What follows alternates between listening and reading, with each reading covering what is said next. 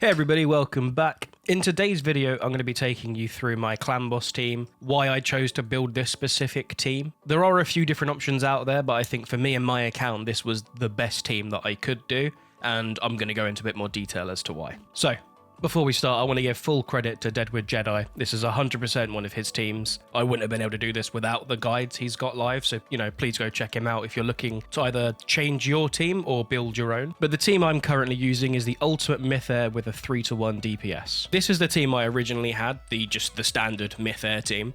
But the issue that I was finding a lot of the time was that my DPS I was using, Dracomorph, was then just too slow for other areas of the game, because you can see here, right, DPS is 156.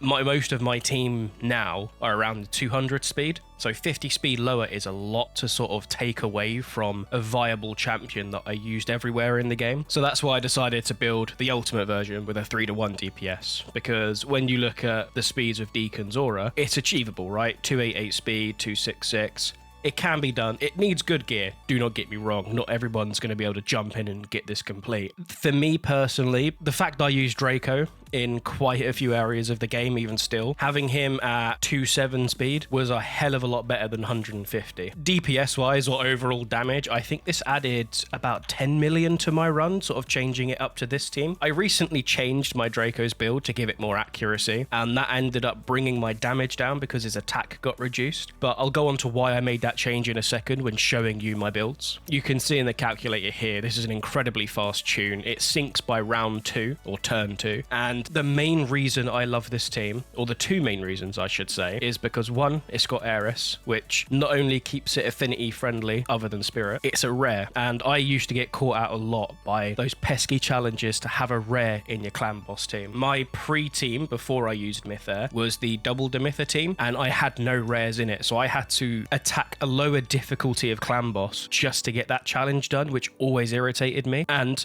the biggest reason I love this team is you can see with the skill setup, it's completely auto. So you can set all of these presets in the AI, and then every day, all you have to do is just click auto battle. It completes in a couple seconds. My clan boss is done for the day. I don't need to watch 20 minutes of the clan boss running out, right? That's why I went for this team personally. It's what benefited me. If I wanted to, I could put Ninja in. I have him. Draco for me, it was already built because I pulled him fairly early into my clan boss team career. It made the most sense for me to stick with Draco, and you can see right here I'm pulling 85 million, currently the best in the clan. I won't be there for long because this clan has a few people that have a Wixwell team that do 100+ million, which is just incredible. I'm not there. I don't have a Wixwell. You can see this is the best I can do with everything my account has to offer. So builds wise, I won't lie, this was honestly quite difficult to achieve. So not only are you looking for a lot of speed, for this to work, you need damage outside of your main DPS, right? You need Seeker, Heiress, Deacon hitting a good amount of damage. And for me, that's where I struggled. The lower speed ones didn't matter too much, right? Because you can see here, I've got him in Savage. Not particularly great Savage, but I don't know. My Savage gear isn't brilliant. I don't farm Fire Knight that often. But the idea with this build, if I look at total stats, for example, and I do have some Demon Lord add-ons, the idea was to just try to get as much damage as I could whilst also maintaining the speed that I need, and for me personally, most importantly, accuracy, because again, Deacon's a champ I use everywhere. I didn't want to build him for just speed and damage and then his ability do nothing anywhere else in the game. Same with Seeker, which I'll get onto next. So this is my Seeker build. You can see a lot of these aren't even max, so Seeker has a level 15 shield. Honestly, I'm scared to level it up. I could take it to 16, no issue, but if it rolls into speed, he's now too fast, and the whole tune breaks. But Seeker is one of 2 provokers on my entire account, and I use him in Hydra. It was also a chance of I needed to get him quick enough, which luckily his speed is quite low. I needed to have him also deal some damage, right? Not a crazy amount, and have enough accuracy that when I take him into Hydra, I can obviously provoke the head. And yeah, outside of his shield, again, most of this is just obviously speed boots, trying to attack as much damage as I possibly can. So I got quite lucky here. I could get attack-based gloves. I don't think I've got any good crit damage gloves that could have replaced this because I don't have any with speed and crit rate. But, I did what I could. A lot of these builds came from the Hell Hades optimizer. And I won't lie, I stripped gear from basically everybody on my account. Every champion I currently used at the time had to be completely rebuilt just because of everything I was doing. And yeah, you can see with Demifa's build, I got super lucky with this role, the speed and speed. I used all of my resources to max this out because it gave her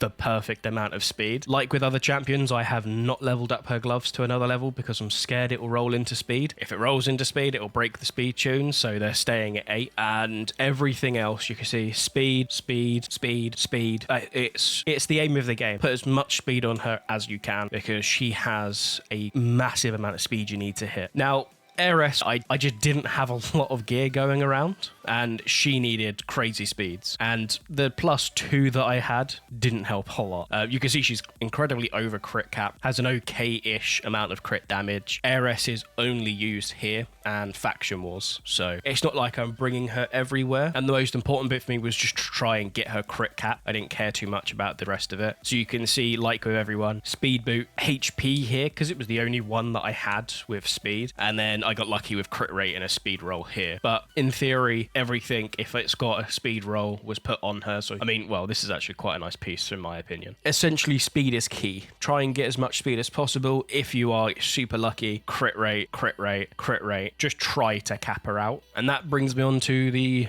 crown jewel, Dracomorph.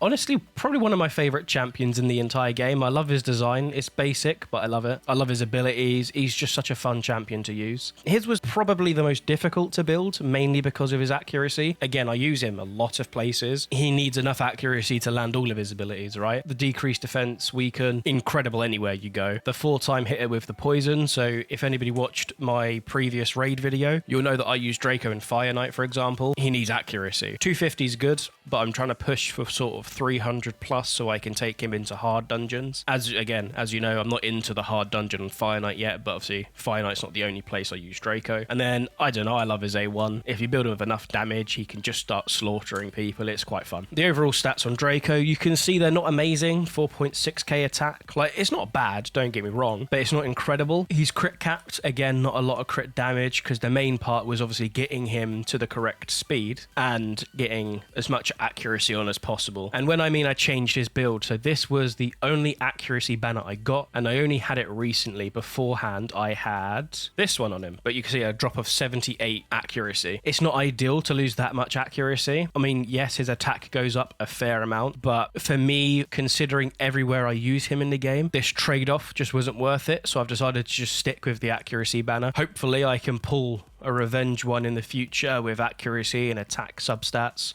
But for now, I just don't have anything on like that on my account. And then Draco's build, I mean, it's similar to everything else. Speed and speed, attack with speed, crit rate with speed, and then everything has just got as much speed as I could possibly get to get him to where he needed to be. Okay, so for this demonstration, I'm going to run Clan Boss again. So you can see I just bought a key because I didn't have one before. And you can see in the presets, honestly, it's pretty easy to set up. So if anyone wants to copy this, I mean, go ahead if you're building your own. I will link in the description below the 3-1 Unkillable team, so you can take a look. But the setup is just fairly easy.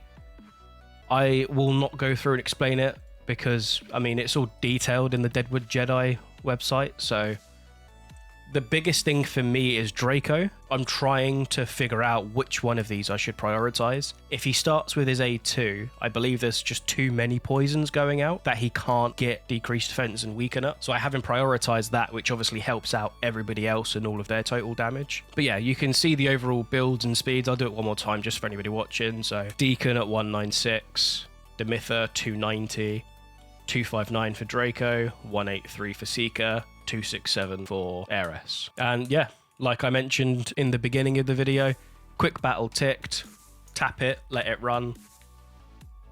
86 million, one key done. That took a couple seconds and I'm good to go about my day playing raid. You can see the damage outputs from everybody. Seeker 14 million, Heiress 12, Draco the big boss 42, Deacon 11, and then Demitha obviously at the end at 5. She's not built for damage at all, as you saw. That's my clan boss team, everybody. I hope you've either learnt something or it gives you an idea when building your own. Having that rare in, being mostly affinity friendly, for me was just a big win and the ultimate reason why I built this team. If you've got any tips or tricks when building other clan boss teams or any advice, please let me know in the comments. If you have any questions about this team that you feel I didn't cover or you just wanted to clarify, again, leave a comment and I shall see you in the next one. Goodbye.